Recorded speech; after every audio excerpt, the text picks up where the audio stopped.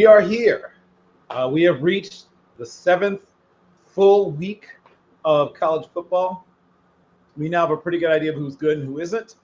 And most importantly, as people try to jockey for position for the last time when it's only Final Four, there's shape has been, sort of being hammered out, like who has a clear path, who has a, maybe a somewhat obscured path, and who maybe has no path to make it to the college football playoffs. Is now pretty taking shape. You're beginning to see the outlines of who has the best chance. What are some of the things that you've noticed at this point in the season before we start digging into individual games, Brock? Tendencies from old have reemerged once again. I thought that this would be a year of change, a year of something new, and for the most part it is, but you're seeing the same teams once again compete for the 4 spots within the college football playoff.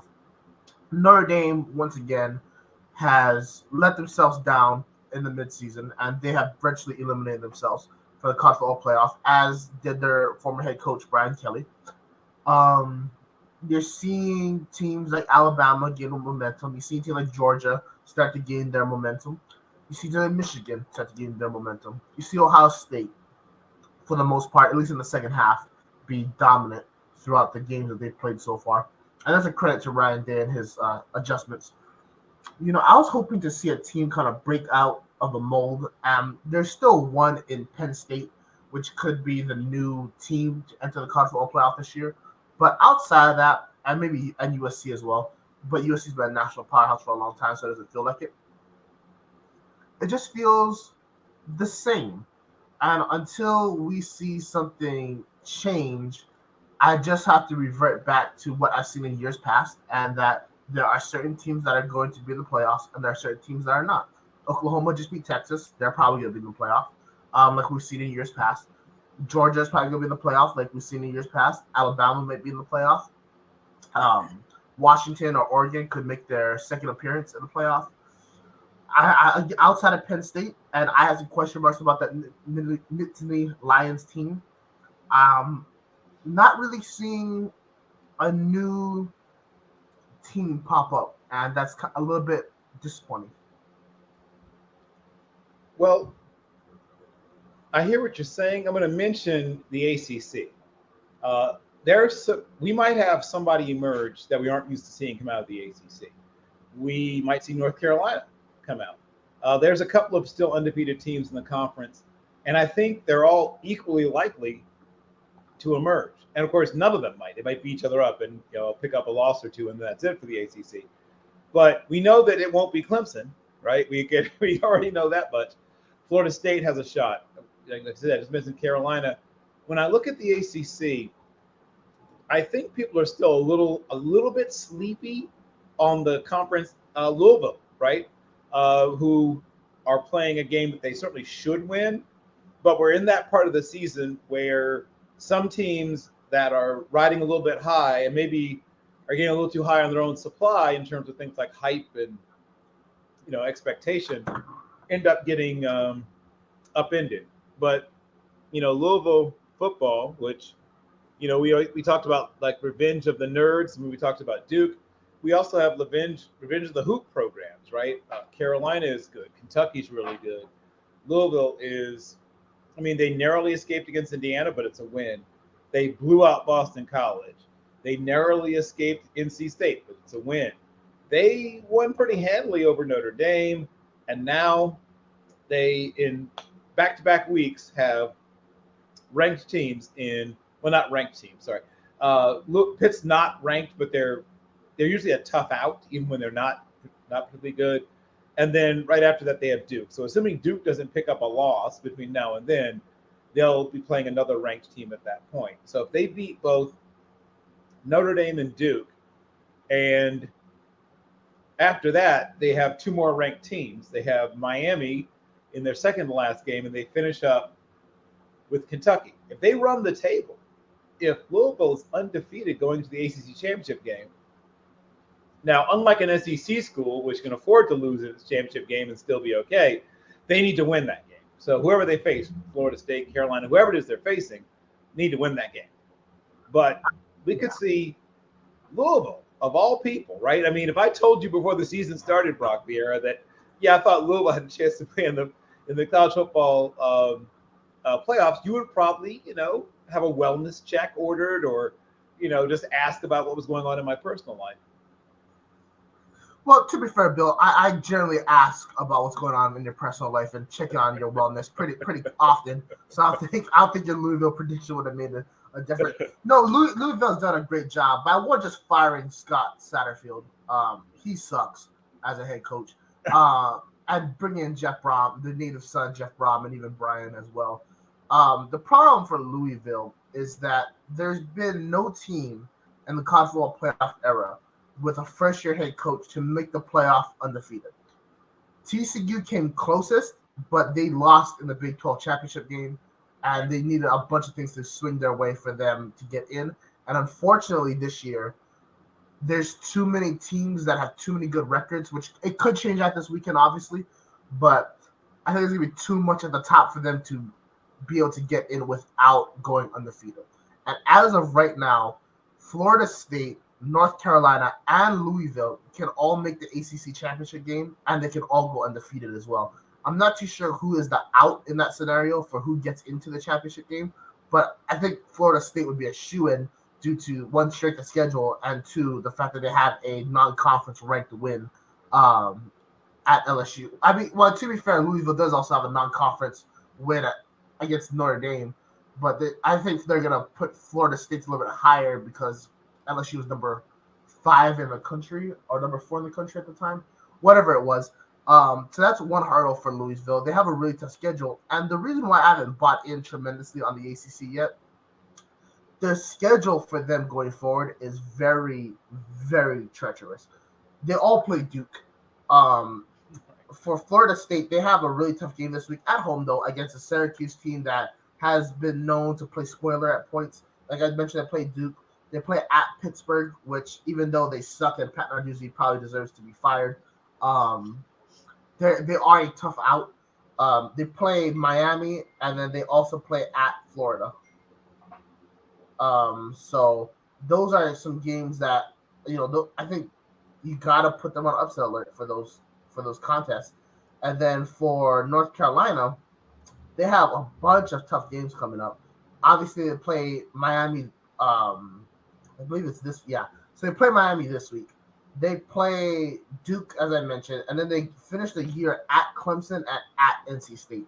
Neither place are easy places to win. NC State game, I've seen good North Carolina teams go and play at NC State and lose just because of the heatedness of that rivalry. And I think all three of those teams are going to have one loss, and that's why I'm not sold on the ACC. I think that here's how I kind of see it working out. I think Georgia and Alabama are going to meet in the SEC championship game. If Georgia wins, Alabama's out. If Alabama wins, both of them are in. I think the winner of the Big Ten obviously goes in, whether that be Penn State, Michigan, or Ohio State, unless somehow the team from the other side, whoever those three teams will play in the conference championship game, upsets them. You got the Pac-12, who we're about to talk about in a little bit. You have USC, who's undefeated, who plays at Notre Dame this week. You have Washington, who plays against Oregon, as a top 10 matchup, which I'm very excited about to watch. And then I don't want to count out Washington State.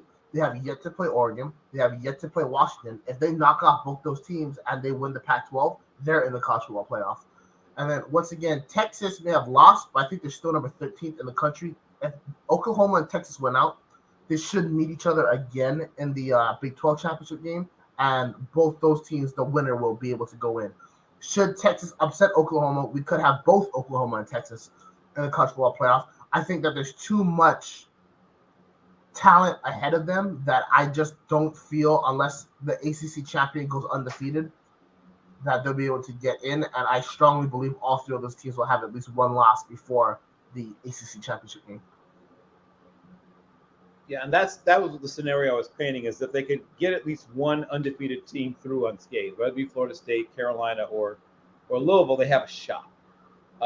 You mentioned the Big Ten. If the Big Ten cannibalizes itself, let's say Ohio State picks up a loss before they get to the championship game. If Penn State picks up a loss, any of them pick up a loss, and then the lower ranked team or the team that's more lightly regarded ends up winning the championship game, that could, they'll still get at least one Big Ten team in, but that's one place taken. The Big 12 could conceivably only get one team in. The SEC could only get one team in. Now it's down to the Pac-12 and the ACC at that point. Which one of those is more attractive at that point? And obviously USC is the prettiest of the teams in the Pac-12, but also I think the most deeply flawed of the good teams in the Pac-12 is USC. Though it's the one that is the most attractive, it also has they got some problems. And then some of their less attractive teams are better suited to win a championship, both at the conference level, but even moving on, like playing in against, God forbid USC should play Oklahoma in a playoff game. Now, bet the over. I'm just telling, whatever the over is, bet it, because that's gonna be loads of fun. But that they're not set up to make a deep run in the playoffs, just because they're not there yet defensively, and they're experimenting with establishing the running game, which is good to see. But they need to be a little more. As much as they love throwing the ball and they're super good at it, they're going to see why. So let's say you get a 4-point lead against a good team and you've got 2 minutes and 47 seconds. You're going to need to be able to run the ball when the team knows you're running the football and still do it. And right now they're not there yet against good teams. Yes. But I'm agreeing with you. It'll be tough for the ACC, but not impossible. And I'm excited about, seeing Louisville, right? That would be super, or Carolina, and make it to the Final Four, because it would be so new. It would be so different, because neither of them has been even close, right, to being mentioned in previous years. So that would be something fresh and new. And I would also like to add, before we move on, that one team that we're not talking about right now is Ole Miss. Ole Miss has set themselves up spectacularly to make the college football playoff. Right now, they have 2 wins over ranked opponents, which was at Tulane, which Tulane has only lost 1 game, which was that game this entire year. So they are a top 25 team. And should they win today, they'll be back in the top 25. And then they also beat LSU. They survived the chin check kind of trap game test this last week against Arkansas, a really tough game for them historically. They play at Auburn this week. Then they play Vanderbilt and Texas A&M.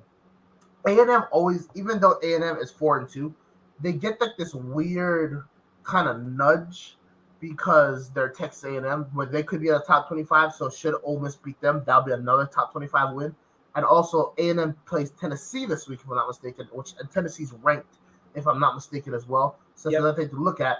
And then the last part about this equation is, if Alabama wins out, Ole Miss can't get into the SEC championship game because of tiebreaker. That's not a bad thing, because that means that they won't have to play Georgia again. Because on the schedule, Ole Miss goes to Georgia, and should Ole Miss pull the upset right there, they finish the season against Louisiana Monroe at home. Excuse me. And then they go on the road to Mississippi State, who hasn't looked tremendously good this year. So should Ole Miss win out, I think that they would get the nod over a 1-loss ACC team as well. So that's just another thing to look at as we're kind of in the thick of this whole murky / familiar picture that is the top 4 for the college football playoff. You're probably right. I don't know how good Ole Miss really is, but oh yeah, I don't think they're that good. I'm just throwing the hypothetical out there. No. You're not wrong. Like, I'd love for there to be like a play-in game between Ole Miss and Louisville, or whoever it is that comes out. That would be fantastic. Actually, it would be fantastic.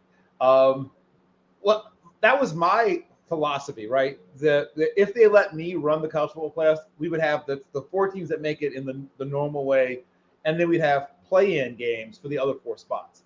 That's how I would have done it, and the ratings would have been fire. See, this is why we need to put you on the committee and not Chris Alt, because you have good ideas.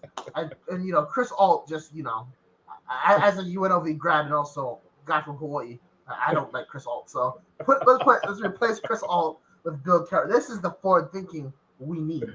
That would be incredible. My girlfriend would not see me anyway towards the end of the year. Yeah, that was my idea. If they let me, I think I might have written an article for something called Fan IQ right before it shut down. So no one probably saw it because like one of the last things to be posted on that old site. But about my idea for like how I would run the playoffs. But that's neither here nor there because that's not going to happen, Brock. But what is going to happen is we are going to start digging into individual games, including our X's and O's featured game. Da, da, da, da, da. We'll have to get a graphic for that at some point with some X's and some O's. I'm a big fan of Fresno State football. And so Washington has wisely dipped into the Fresno State bag, and or at least for one of the coaches they brought in, William Inge, who's one of the more underrated defensive game planners, thinkers, coordinators, co-coordinators in this case, and Coach Morrell co-coordinate. I don't know exactly how they divide up their duties. I know more about Inge than I do about Morrell because, once again, I watched a lot of Fresno State. But apparently Inge and Morrell somehow make it work. They like so many 4-2-5, they use an overhang defender or apex defender or whatever term you want to use. They call a husky, right? Hits the use a Washington thing, and that player is a hybrid. He has to be able to cover well enough to run with sometimes slot receivers, running backs, and tight ends. Sometimes all over the field if he's in man or at least in zone cover.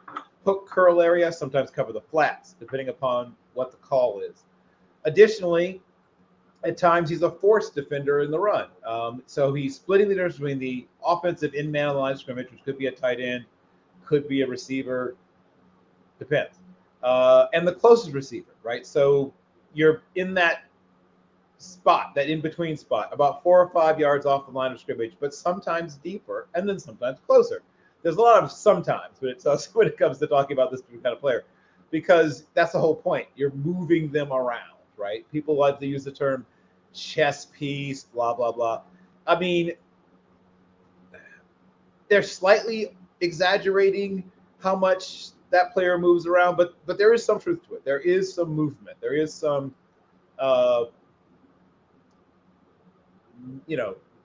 playing with where that player shows up, because you want to mess with blocking assignments. You want to mess with even route stems and route trees, because you want them to think that this player might be doing one thing when doing another. Also, they have to be a good blitzer. Some of them are as light as 190-ish pounds. On the lighter side, I'd say the lightest one I've ever seen is probably 188, 187 pounds that play this position. And on the heavy end, I've seen guys in the 220s. And you can make it work as long as you're a good enough athlete to do both, right? Get you an overhang defender that can do both, Brock, because you will have to come down in the box at times. And sometimes you have to drop deep. So I'm going to throw up a coverage you'll see a lot in that a lot of 4-2-5 defenses use. And that's cover one robber. And what you're trying to do is you're trying to tell people, yeah, throw the ball here and then have someone come there and be there, right? Hopefully to get their hands on the ball and maybe pick it off, but at least break it up. Cover one robber is sort of what it sounds like. Cover one, where you have one deep safety, which is your free safety. And then your robber can be any one of, in a 4-2-5, any one of the other 3 possible deep defenders. But usually it's your strong safety. Cam Chancellor was great at this in the cover 3, which is very akin to cover 1. So you've got, in this particular situation, safety rotation, the ever popular safety rotation. On my left, you'll see that there's one where the free safety is rotating towards the middle here, and you've got the strong safety coming down on this side to rob, as they say. And then you've got your nickel in 2 corners carrying coverage deep. And then against trips, right? So that's against doubles, and then against trips, you can see here we've got the nickel, the 2 corners here. Your free safety, once again, is rotating towards the deep middle. And you've got say there's a dig or something, or something like that, an in-breaking route or even an over route coming here, hopefully intersecting where the ball is coming. You've got your robber, your strong safety dropping there. And here's your 4-2-5. And you've got ends, or edges, and sometimes they'll stand up and sometimes you got a hand in the dirt. you've got a 3-tech and you've got a 1 or a 0, depending upon just how you want to do it. And then against a team that's going to run the ball, you're going to creep up a little bit, probably. That overhang defender is going to come a little bit close to the line of scrimmage. So to get involved in the run game, and then eventually you also have to have corners that can tackle as well. God willing, you have corners that can tackle as well to take care of the run game.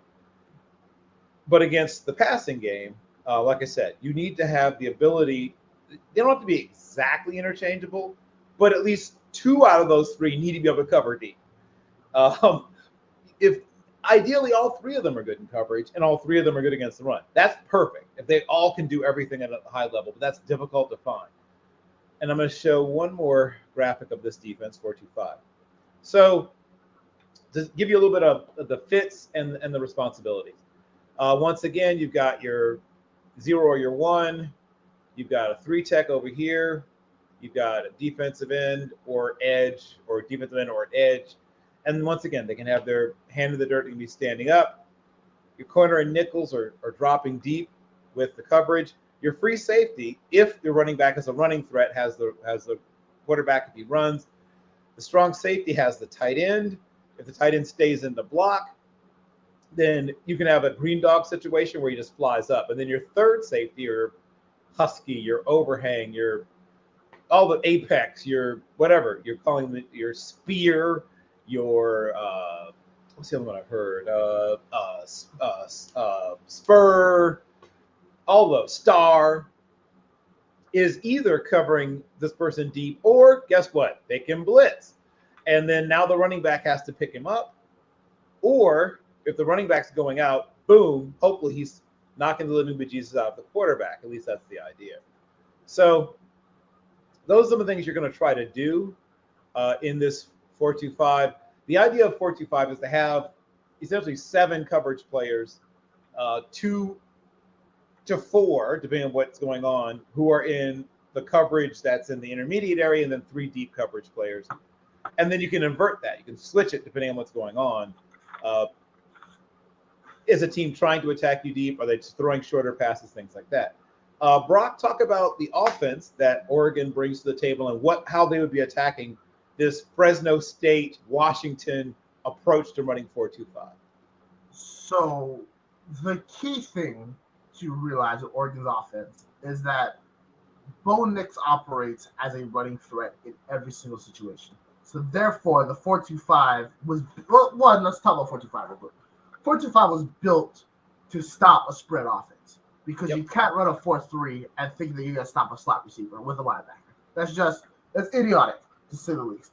Now, the problem with the 4-2-5 is that you can spread teams so widely across a college football field, and you'll use up every inch of turf along the line of scrimmage you got, that there's so much pockets of space that you can infiltrate, exploit, use whatever term you like. So there's 4 main formations that Oregon uses. So we're going to start out with our very trusted and family-friendly 21 personnel. I'm sorry, 11 personnel. My apologies. So that's going to be 3 receivers, 2 on the ends, 1 slot, tight end kind of tucked in, and then a running back. You can go either side, and then whatever side running back's on creates the strong and weak sides. So basically, that's your standard. And then the break off, and then essentially they'll go into your standard spread formation, 3-by-2. As I mentioned 2 weeks ago, we did numbers 3-by-2, and then even the H will sometimes be a tight end. And it's weird because sometimes they'll put the tight end out and then he'll come in and block. It's a very odd thing that they do, but it's very effective. And then we'll go into the 5 wide. And then I did this little motion to illustrate how a lot of times they'll go back to the old Mario Cristobal days and start out with a 5 wide formation, motion the running back in, and then use that to kind of dissect the coverage and then kind of go from there. And the last thing they like to do, they like to go trips, either left or to the right. 3-by-2 box, kind of standard for them. Sometimes they'll have that tight end kind of flexed out. Sometimes they'll put the tight end with the H's, and again, he'll block, as mentioned. So that's kind of the formations that they like to do. And the reason why they like to do that is because it automatically spreads defense. And depending on where the defense, more importantly, the DBs are aligned, you can dissect if it's man or zone, especially with that motion of the running back. So the three things, I'm gonna be real quick about this. And hold on, I'll put my Dr. Football glasses on just for giggles. All right. So the three things that Oregon is gonna want to do is they're gonna want to carve up Washington early in the short game, whether that be running their path to inside zone, some read option, maybe some quarterback draw with Bo Nix, or wide receiver screens. They're gonna want to bring Washington in and exploit them over the top as the game goes on. So the key thing is to mix up early. Washington knows this. I know this. We all know this. So I want to see a lot of pure play action, not RPOs, play action early. I want the defenders to be on the back foot at all times so you can get your big boys up front, get the forward momentum as you exploit them in the run game later on. The next thing I want to see Bo Nix mobile. And basically, as you mentioned, the free safety will come down, kind of be a spy, depending on the coverages. And basically, so what I would do is I would run this right here, and I'd motion the running back in, and basically set a tight end on an out, set the Z and the X on a straight, set the H on like this overlapping crossing route, and then I'll run the Texas route out of the backfield, which should basically create a one-on-one kind of matchup with the linebacker and Bo Nix. Depending on how the pass rush comes, that could be an easy 5 to 6 yard gain every time you throw it. And as you start to bring in defenders, you can use those same passing routes. You can mix it up, obviously, but be able to do that to exploit them kind of over the top as well, find those pockets of space when they run zone. The last thing I want to see is I want to see consistency. Oftentimes in this Oregon offense, if they don't get off to a hot start, they're not going to get off to a start at all, and it's going to be like this weird, grimy kind of grind out thing until the second half. Washington is the best offense in the entire nation. I think it's enough for these glasses, but that was fun. Washington is the best offense in the entire nation. They will put up at least 28 points. You cannot afford to have a slow start. I want to see them be aggressive. I think at third and short, fourth and short, I want to see them, continuously pound the ball unless they're bringing in a loaded box. And then obviously you change it up at that point. But I want to see them go for a fourth down. I want to see them stick with what they know, and I want to see them put up points early. If they can accomplish all things, they have a great day. And if they are unable to be successful early, if they settle for field goals too often, it will be Washington that walks out of this game with a dub. Yeah, I think that Bo Nix is going to be the linchpin for both teams. If Bo Nix rushes for like 112 and passes for 280, then yes, the Ducks will, the Duck will be doing a lot of push-ups. They'll go out of there very, very happy. If he ends up throwing the ball for 406 yards, but a couple of interceptions and runs for like 20-something yards, and then that 20-something yards is basically erased via sack, I think that's a win for Washington. If Washington makes Bo Nix beat them just throwing the football, that's what Washington wants. Yeah. I think they want him being a guy who's trying to, as you said, carve them up, trying to beat them just from the pocket, throwing the football down the field. And the other thing that is important is getting their pass rushers off. And they have to rush smartly, right? Because, as you mentioned, Bo Nix is very much a threat to run. Braylon Trice, who is a guy that has NFL potential as a player, is a player that'll be important. Also, Zion Teopolu Fatu, I think is that. That's much better than what Jeff Barnes tries to pronounce. Yes, we'll also need to have a very good game a very good day at the office. They have two really good players who play in that in that down in that front, and they both need to have really, really good games. But I think Braylon Trice particularly needs to have a great game. But both those guys are NFL type players, and if they can both be good in terms of containing, because you can't just be so concerned about getting up the field, because if you just are coming up the field all the time, you're going to get taken advantage of. They're going to run stuff behind you. They're going to trap you. They're going to wham block you and things like that. And Tupolu Fatui is really good in pursuit. Like this guy who's got relentless motor. He has good feet. He uses his hands reasonably well. He's explosive. I like his, like I said, I really like his hand usage. I'm a little worried because he's not a freak athlete. He's a good athlete.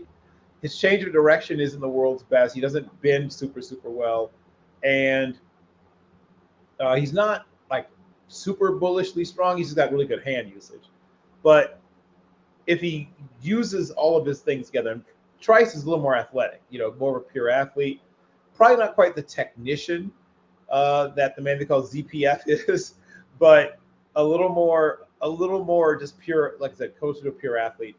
And Brendan Trice reminds a little bit of Highsmith, who plays for the Steelers, physically, and I think he'll probably test somewhat similarly to him as well. And then on that back end, we just talked about Elijah Jackson, Dominique.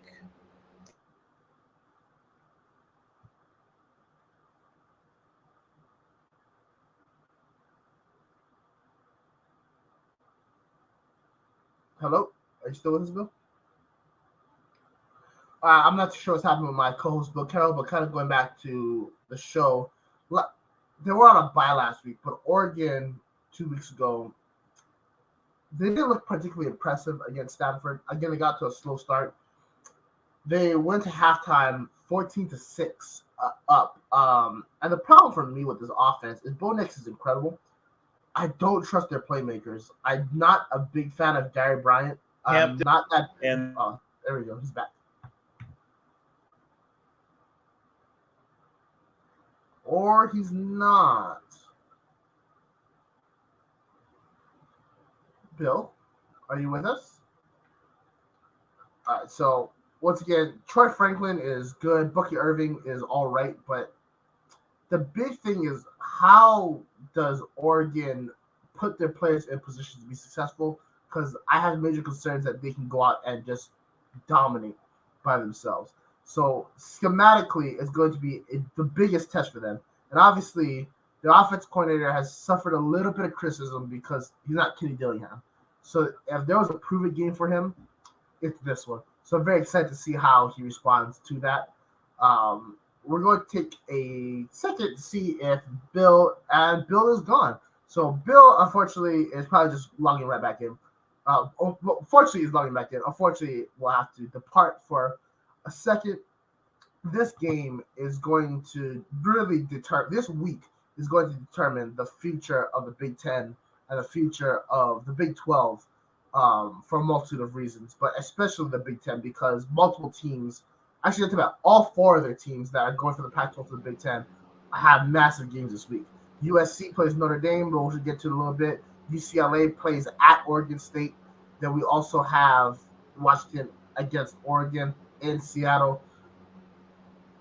I'm just looking forward to a great week of college football. And offensively, we know what they are. Defensively, we know what they kind of are.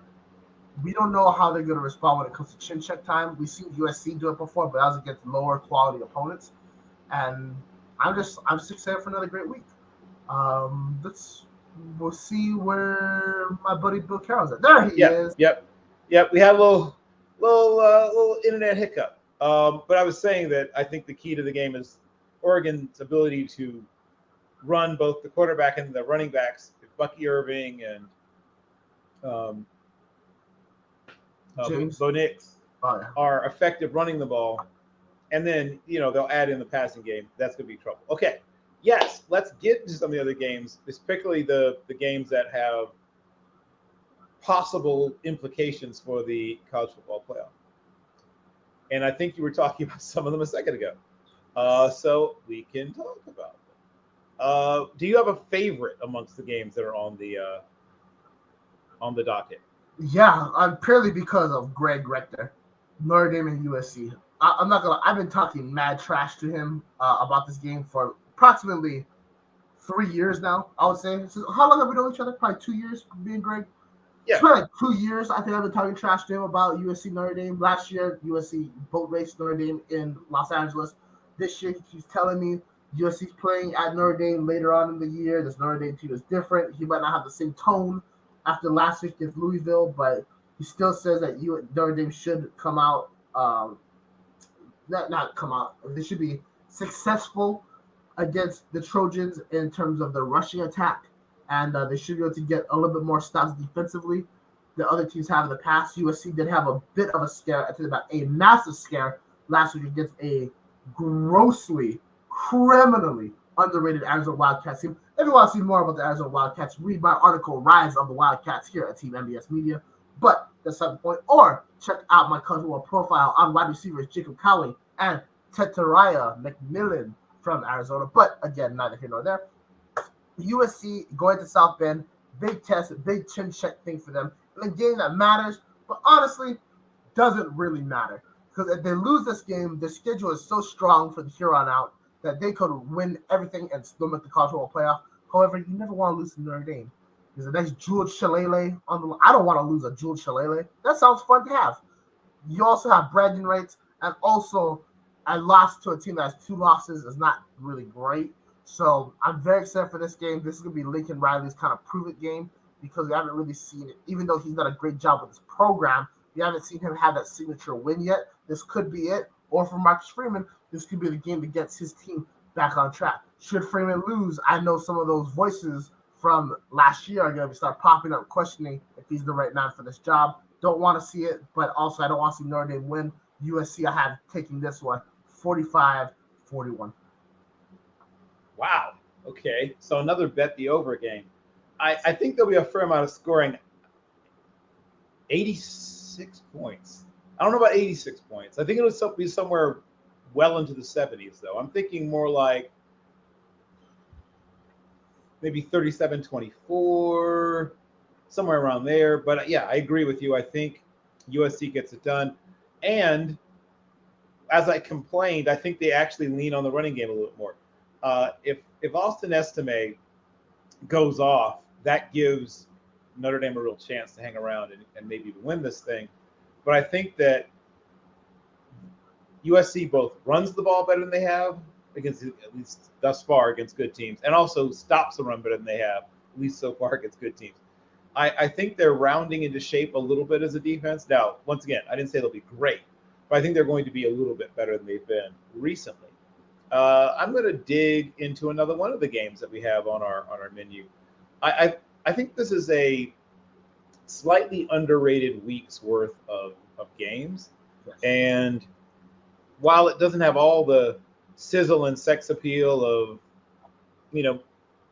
maybe next week, the week after, or some of the recent weeks, I'm not going to go so far as to call it a trap game, but Syracuse-Florida State is a game that Florida State should pay a little bit of attention to. Syracuse doesn't have the horses, or shouldn't have the horses to run with them. But if they're sloppy, if they let Syracuse hang around, they're exactly the kind of team, even ask Clemson, they're exactly the kind of team that you don't want to leave, with a pulse, or however you want to put it, longer than you have to. And I'll throw out another one I think is interesting. Arkansas and Alabama. Now, once again, Arkansas doesn't have the horses. Alabama, even a quote-unquote down year, just has so much more talent, so many more 4 and 5 stars, so many more players that are, probably NFL bound and things like that. But Arkansas is another team you just have to be careful with. Do not leave that team hanging around. But the game I want to dig into more deeply with you, and maybe sort of discuss what we think could happen in this game. There's actually 3 SEC games. The Missouri-Kentucky, Auburn-LSU, but the one I want to start with is Texas A&M-Tennessee. Tell me how do you think that game plays out, and what players do you think will be the ones that turn that game?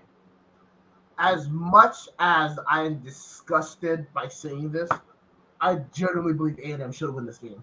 I don't want them to. I despise Jimbo Fisher. I also despise Texas A&M for how they did my boy Kevin Sumlin. I despise the program. I think it's a cult. I think that Aggie Nation is mentally deranged. I think the Midnight Yell is the worst tradition of college football. I think that the 12th man is kind of odd. I think the cadets is weird because they're not even cadets. They're just like fake military soldiers. I think that they have this weird kind of nationalistic, like statelistic, programistic, college stationalistic tribe and culture that is very disturbing and a little bit, anarchist. And unfortunately, I think they're going to go to Tennessee and win. The reason why is because Texas A&M showed me a lot of character, a lot of heart last week, and I have seen none of that from Tennessee this entire season. what Tennessee has shown since their successful year last year is that maybe they aren't quite ready for the big time just yet. Joe Milton was like the talk of the town when I was talking to Vols fans, and everyone was saying, "Oh, all Joe Milton used to do is do the check down. As he can just hit a check down, we're gonna be great." Well, you guys ain't great. Joe Milton like is weird because he can run through people, but also avoids contact like when he shouldn't. Um, their running game is very strong because of the scheme, but when they start putting a heavy box in there, I'm not sure Joe Milton can make the right reads and passes in order to beat A&M. They have a really, as much as I despise this man as well, they have a really good defensive minded, maybe not, morally minded, but defensive minded defense coordinator in DJ Durkin. And yeah, I got some major questions about this Tennessee defense. I think we saw if Max Johnson plays, which I'm pretty sure that he's expected to, him and his brother are a connection that will light up scoreboards. And for some reason, I just don't see how Tennessee can pull this one out. With that being said, I hope they do. I will be probably putting money on them because how much I don't like Texas A&M. But from a non-biased standpoint, I think A&M should have this game in the bag. However, whenever A&M has a game in the bag, that means they lose. So, quite frankly, I said a whole lot of things, and I have no idea what's going to happen. I think A&M wins, but I hope they don't. I agree with you for some of the things that you said.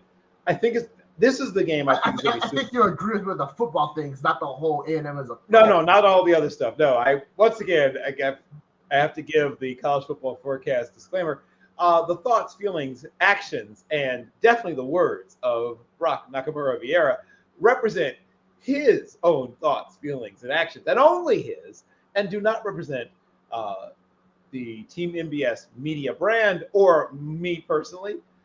What I do agree with is that Texas A&M is one of those teams that sometimes seems to get stuck in the mud, but boy, every once in a while, a couple times a year, even against a good team, they'll suddenly remember, oh yeah, we're loaded, and they'll just hit on all cylinders, and then it gets ugly fast sometimes. If they get off, if and of course I know I'm higher on Max Johnson than everybody except possibly his close family members. I think this guy could hang I don't around. know. I think Brad knows the truth about his son.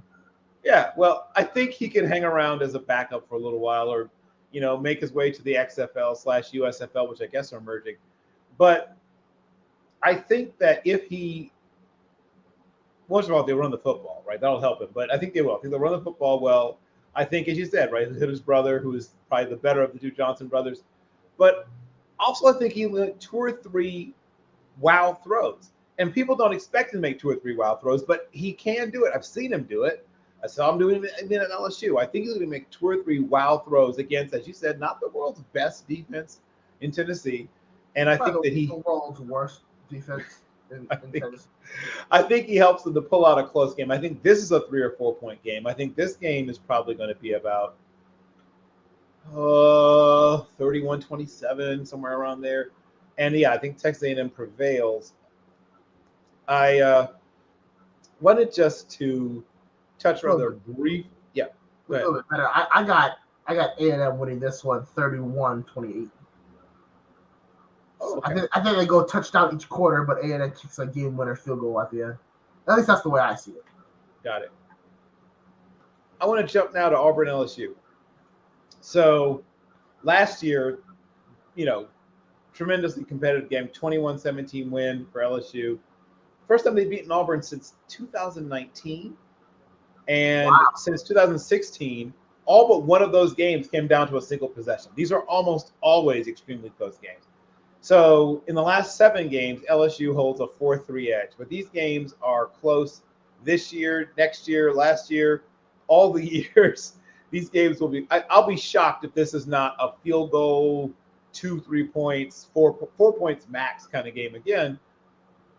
And for me, I mean, obviously the turnover battle, right? We always talk about turnovers. Turnovers matter all the time. And playing in Death Valley with a chance to sort of carry some momentum, it's a big deal. Auburn is currently 0-2. Squadouche and 2 in SEC. And they need this game for a bunch of reasons. I'm just going to hit on some of the things I'm going to look out for. In a very deep, very good wide receiver class, Malik Neighbors has, for those who don't already know, and if you haven't watched Malik Neighbors, I urge that you do so, has made it clear that he is the next one up amongst the great LSU wide receivers. He's number 2 in American receiving yards, behind only Luther Burden, who we were talking about when we talked about the Missouri game. He's good, really, really good. And if he and Brian Thomas Jr. both start to get off, that's probably all she wrote. But LSU is probably going to have a plan to take at least one of those guys away, or try to. Harold Perkins, of course, is a terrific football player. Was a little quiet earlier in the season, but he had his best game of the year last week against Missouri, a game that Missouri very easily could have won. But once again, Harold Perkins made some game-changing plays, including an interception that basically set LSU up for that late come-from-behind win. The Tigers have one big problem. Well, not one big problem. They have more than one big problem. But their biggest problem is, I'll give you 2 words, Peyton Thorne. I know that they've had trouble developing or finding or recruiting or something quarterbacks for a while. I mean, I don't know what it is, but I mean, when Peyton Thorne is the answer, you're asking a very strange question. And I have trouble understanding why a program like Auburn couldn't sort of naturally develop a quarterback who's somehow superior to Peyton Thorne. That's a head scratcher to me, quite frankly. And I think he's the difference. I think he's the difference in this game. I mean, whether you love Jaden Daniels or like Jaden Daniels or whatever you think about Jaden Daniels, there's no one in America that would take Peyton Thorne over Jaden Daniels under any circumstance, except once again maybe like to interview for a position at certain firms. The fact that Peyton Thorne needs success in RPO, needs it. Like both guys use it. Both guys are in offenses that make use of it.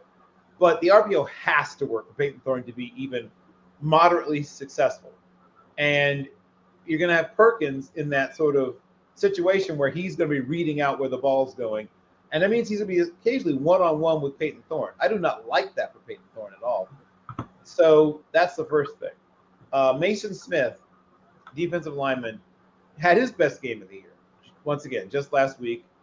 He's a third-year player, came along a little more slowly than some people might have expected. He was expected to sort of bust out earlier. Well, I think the busting out has begun now. If he has a good game, that's going to be trouble. Auburn is getting 11 points. So Auburn could still, win in the sense of because these games are always close, I'll be shocked if it's an 11-point game, just because these games are close all the time. Tell me about how you see this game, Rob.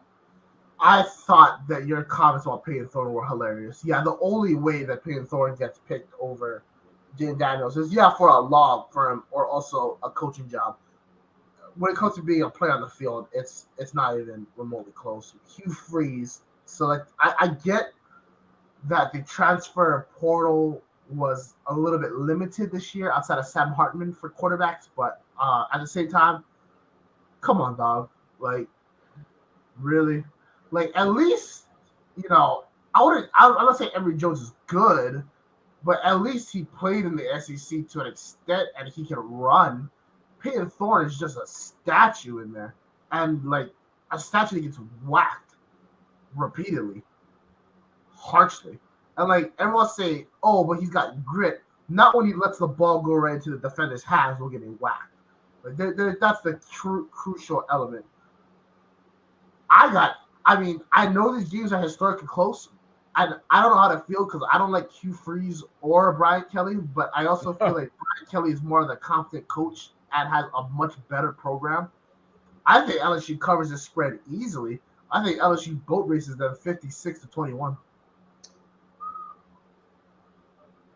A part of me would like you to be right, but I'll be very surprised because these games are just always close. Now, here's the thing, real quick. Yep. Auburn's gonna turn the ball over. I feel on their own side of the half, on the own side of the 50, and that's why the score's gonna be so high. It's not gonna be LSU driving down repeatedly. It's gonna be LSU getting tremendous field position. That's what's gonna be the difference. Yeah, you could well be right. And, I won't take any more gratuitous shots at Peyton Thorne, but I was shocked when I heard he was signing at Auburn. I mean, talk about, once again, falling upwards. I mean, you can't quite get the job done at Indiana, but Auburn comes calling. Very strange. I mean, sorry, Michigan State. Yeah. Michigan State.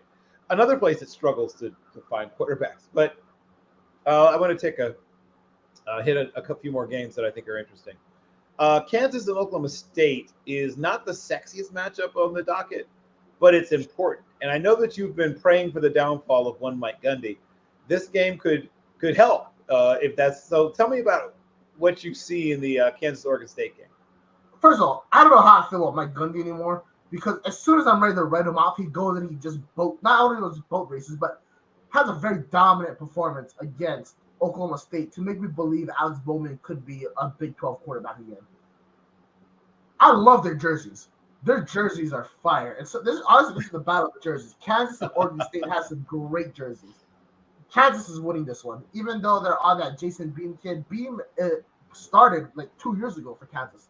He's not like this dude that's fresh off the boat. He is a veteran player. They have a lot more star power. I don't see Oklahoma State having two massive victories back to back. I think Kansas wins this one, close one, but they win this one. I'm gonna go with a lower score actually, 24-19. Okay, I'll go just slightly higher than you. And I'm a big Jason Beam fan. And shout out to Jason Beam for not hitting the portal. Auburn could have really used him though, quite frankly. Yeah, they use his speed. I think they could really use him. Yeah, he might be the fastest quarterback in all of college football. Guy was I called him best value Robert Griffin III because he really does remind me a lot of, a slightly less developed version of Robert Griffin III, but a hurdles champion, just like RG3 was. I mean, very similar guy. Wow, that's the comparison. Wow, I feel bad about my comparison. You gave him a lot more credit than I did. I called him the Caucasian Tyrone Swoops. Well, he's not Caucasian; he's just light skinned. But fine, I called him the light skinned Tyrone Swoops. Is that better? Is that more political? But I think it's a slightly higher scoring game. I'm going to go 30-27. So I think that you're going to see Jason Bean get out on the edges and make some plays. Both throwing the ball down the field and running. Bowman the showman, right, is a guy that is capable of getting hot and making a game interesting.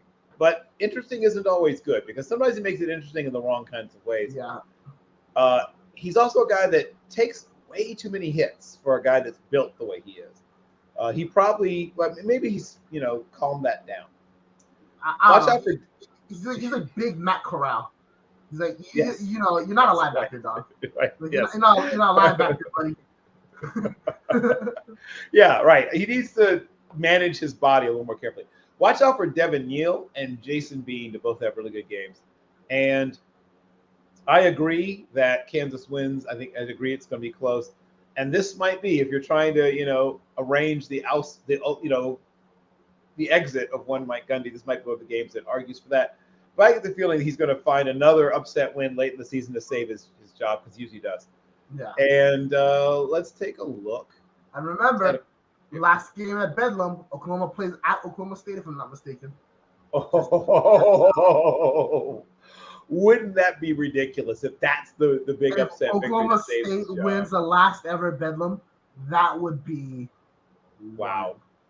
That honestly, I'd let him keep his job forever if he did that. Honestly, that would be the biggest win ever in the program. And I mean, as long as they don't play on Saturday, like, it's weird. When Mike Gundy plays during a weekday, he's like the greatest coach ever. So, something about the weekend, maybe he had a little too many brewskis on Friday night, and that's why he's not too good on Saturday. That's what. Listen, I always tell people, whether that be at work, at home, in the classroom, all right? Get your work done before you start drinking, all right? Nothing good happens after, all right? Before you start popping bottles, make sure the job is done. Ask Antoine Walker. Look at his games that he played in the NBA before he went to the club versus after he went to the club. There you go. All right. It's real easy to start missing shots and you just blew 20 G's at bottle service. All right. Drink after you get the job done. That's our college football forecast message to all the young kids today. Whoever's watching. Yes, that is actually thank you so much. That is our public service announcement brought to you by Team NBS Sports. And now I do heartily endorse that message. And I think we all can agree to that. I'm going to jump over to we talked briefly about Louisville Pitt. I want to dig into it a little bit more, and then we'll talk about one more game after that, and then we'll shut this sucker down. But I do want to get back to that game a little bit and talk about how and why Pitt might find a way to hang around in that game and why Louisville probably still should win it. So Pitt loves to challenge your receivers and challenge your quarterbacks. They rush for and they put their secondary players on an island probably 60-something% of the snaps against pass plays. They do it every year. Now the problem is they don't have guys like Damari Mathis. They don't have the kind of secondaries they've had in the past. So this has gotten them in some trouble this year. And they don't give up a lot of big plays, but I think they will this week, quite frankly. They have a pretty balanced offense at Louisville. They run the ball. I mean, Jawar Jordan is, woo! You take a bad angle, he's just flat gone. He's in the top 3 or 4 most explosive running backs in all of college football, I believe. And while Jack Plummer, what's the old saying, isn't the hero that you would have chosen, he's the hero you deserve. I'll be honest, he's completely gone past my expectations. And shout out to the coaching staff, which has really found his strengths and played up them and sort of minimized his weaknesses. So he runs the ball a little better than I expected as well. Pat Narduzzi is going to know that they're going to try to put up points right out of the box, and he's going to try to scheme up some things to take that away. Also, they're going to try to slow it down on the other side. Pitt's going to try to slow the game down. They have to a certain extent. So the only other really good running game Louisville faced was Notre Dame. They managed to deal with it somewhat well. Pitt has some receivers, and Ron English, shout out to Ron English, a guy who has sort of righted the ship as a defensive coordinator, had some good years and some rougher years, but I think he's done a good job putting Bub Means and Kanata Mumfield into positions to make plays. It'll be interesting to see how that works out. But watch out for this name. I'll give you a name to remember, Ashton Gillott. If you haven't watched him so far, watch him. If you're looking for a pass rusher that doesn't get enough love and attention, this is the guy. And lately, Louisville has done a good job developing pass rushers. Yaya Diaby, I mean, they've done a good job of putting guys who know how to get pressure. This is a guy who's going to end up with double-digit sacks this year, and he's going to be trouble for them to deal with. And when under pressure, Pitt's quarterbacks have not dealt well with pressure. How do you see this game plays out if we look at a little more deeply into Pitt, Louisville? Boat race. Louisville's going to smoke them. I mean, Pitt is awful. They let West Virginia, who has done a – by the way, shout out Neil Brown. I thought he was gone, like gone, but entering the season. But he, outside of Hail Mary yesterday, which was not his fault, like he's done a phenomenal job coaching this West Virginia team. They boat raced Pitt. Louisville is miles ahead of West Virginia. I know that's not a good comparison, but look at Pitt's performances this year. They're awful. I'm sorry, maybe I think since Pat Narduzzi made that really stupid comment about the transfer portal when he lost Jordan Addison, that he has not recovered as a coach, and Pitt has not recovered as a program since then. They honestly haven't recovered since Kenny Pickett left, but that's a story for another time. So they won against Wofford for their only win of the year. Everyone beats Wofford. All right, I don't even know a single player from Wofford. Wofford's 0-6, just to kind of make that. And they have a first-year head coach, just to put that. They lost by 6 to the worst coach in America, Scott Satterfield, at Cincinnati, on the CW.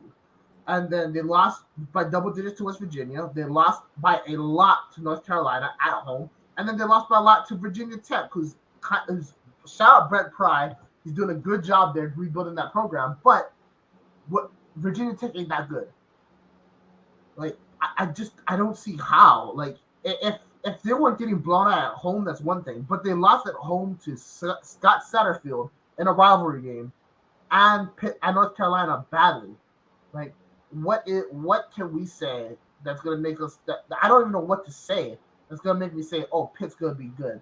Like, is Phil Jerkovich a tight end? That's the last thing I heard about him, was that he was transitioning to tight end. I don't even know if that's true, but like, they're a mess right now. They got no receivers, no DBs. They act like they do, and no, there's no chance. I mean, I'm not saying there's not no chance, but like, there's no chance. I got you. Our last two games, we're going to dig into. We're going to hit on the Missouri-Kentucky game, which I think is one of my favorites on this entire week's schedule. You have both of them have one loss. Kentucky and Missouri each have one loss. Devin Leary, thus far is, he's had some ups, he's had some downs. He's looked good. He's looked less than great at other times. He's looked real bad when Ray Davis isn't carrying him to the end zone.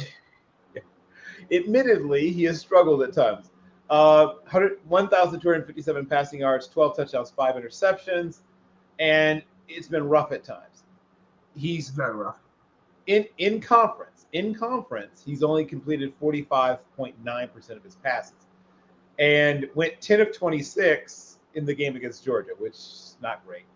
And this is a guy that some people were, sort of pushing towards the first 3 rounds of the draft, which I always thought was a little rich. And now I think people have settled more into where he should be. He's basically SEC kid in Slovis. And now that Kirby Moore has taken over as offensive coordinator at Missouri, he has really helped turn around Brady Cook, who is that's the guy who might be pushing his way towards the top 3 rounds of the draft. He's 6th in the FBS in passing yards at 1,863. He's number 10 in passing yards per game at 310.5. He's 15th in completion percentage at 71.87. And he's got 13 touchdown passes. Last year, in Kentucky's 21-17 win, he was 18 of 26 for 143 and also ran for a couple of touchdowns. I think he's a very different quarterback this year. Now, Ray Davis obviously didn't have the game that he wanted to have against Georgia, because who does? But he's a grad transfer from Vanderbilt who's got, most of what you look for. He's not quite Nick Chubb, like that, maybe not quite Nick Chubb level, but he's Chubb light. He's not quite as powerful as Nick Chubb and probably not quite as fast, but similar frame, similar running style.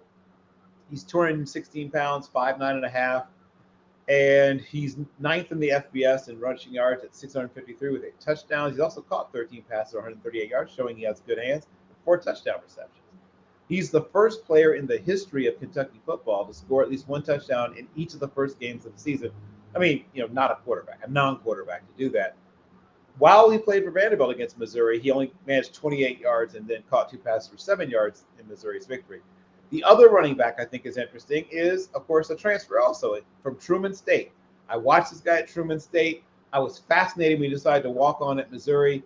He had a lot of FCS offers for full-ride scholarships, but passed them up to walk on, and has been an absolute battering ram of a back. 577 yards rushing. He's number 2, only to the aforementioned Ray Davis. 6 touchdowns, 6.1 yards a pop. 5'8 3/4", 214 pounds. Like I said, from Truman State. 114 yards and 3 touchdowns on only 13 carries against a decent LSU defense. Last season against Kentucky, 65 yards on 21 carries. Drinkowitz said he's questionable to play as a full quadricep.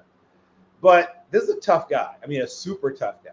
If he doesn't go, you'll see Nathaniel Pete, another grad transfer, this time from Stanford, who's a little more of a, I won't say finesse, but a little less of a run through your face kind of running back, who's thus far 266 yards, 2 touchdowns, 58 carries. If Schrader can't go, that does hurt Missouri. Wide receivers, the top wide receiver for Kentucky right now is a kid named Dane Key, who is very intriguing to me. Had a decent game even against Georgia. He's only, I think, 20, maybe just turned 20, so he's fairly young. He's really improved over last year. And last season against Missouri, he had 4 receptions for 56 yards and 2 touchdowns. I could see him doubling that, even if Missouri wants to run the ball. And both teams want to run the football, but I think that he's going to be much better. And obviously, the big name, the biggest of big names, is Luther Burden. Luther Burden is a true sophomore, so he's not draft eligible, but super exciting player. 5'10" and 5'8", 207 pounds. Sort of like Peter Warwick, for those who are old enough to remember Peter Warwick at Florida State, but a little bit bigger and better deep speed. He leads the entire FBS in receptions. He has 54 catches, 793 receiving yards, 132.2 receiving yards per game, 11 passes he caught for 149 yards when he faced a very good LSU defense, or pretty good LSU defense last week. 6 for 60 last year as a freshman against Kentucky. He's joined by the Oklahoma transfer Theo Weiss, who's sort of the bigger-bodied guy on the outside. I think both those guys have good games against Kentucky. And then the tight ends. Josh Caddis is just a sophomore. He's a smaller guy, 6'3.5", about 232 pounds. Did catch a touchdown pass against Georgia, but only 2 catches. They should throw the ball to him more, quite frankly.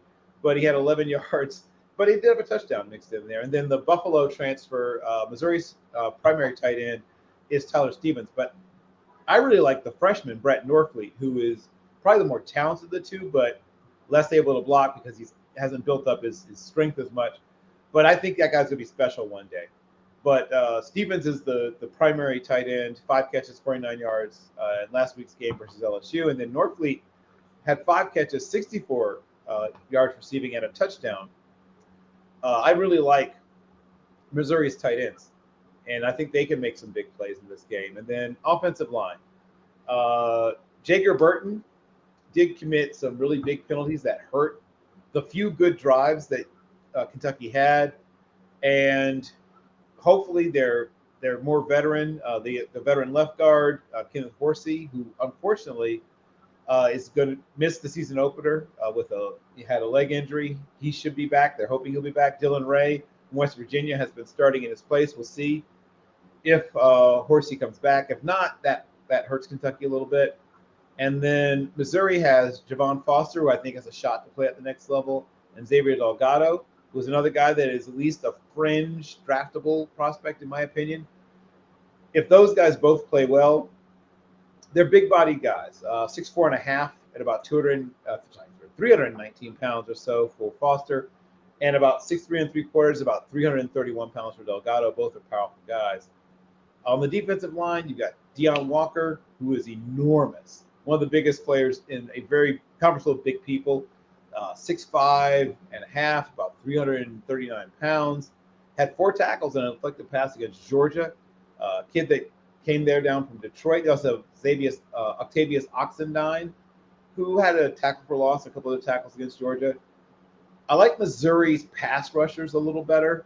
They have Darius Robinson, and also Johnny Walker. I think both guys have a chance to play at the next level. Walker has 5.5 tackles for loss, 3 sacks, and 6 quarterback hurries. He's 6'2 3/4", 244 pounds. And shout out to my friend Mark the Shark from Tampa. He's a Tampanian. And then the larger Robinson, who is a super senior guy who's taking advantage of the extra COVID year of eligibility, is 6'4.5", 294 pounds, has 4 tackles for loss, a sack, quarterback hurry. He's probably going to be more like a 5 tech in the next level, but has a shot to play also. The linebackers are interesting to me. Missouri has a kid named Tyron Hopper, who's a really good athlete, and he's sort of like the classic Missouri run and hit linebacker, 35 tackles, 3.5 tackles for loss. And they have that, we talk about overhang defender or apex defender. For them, it's a kid named Dalen Carnell, who plays in the box, sometimes plays deep, but mostly plays in sort of the middle of the field. 5 tackles for loss, 4 hurries, and also 4 pass breakups. And then Kentucky has a kid named De'Eric Jackson, who is a guy who's a shot to play at the next level. About 6 feet and a half inch, about 244 pounds, 11 tackles. 9 of them were solo tackles against Georgia. He was their best player on defense against Georgia.